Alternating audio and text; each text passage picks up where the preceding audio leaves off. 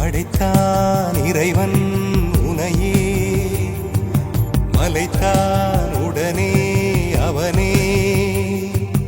அழகை படைக்கும் திறமை முழுக்க உன்னுடன் சார்ந்தது, என் விழி சேர்ந்தது. விடிய விடிய மடியில் கிடக்கும் பொன்வினை உன்மேனி மீட்டட்டும் என் மேனி. இறைவினில் வந்து கலந்திடு, வீரல் பட மெல்ல காணிந்திடு.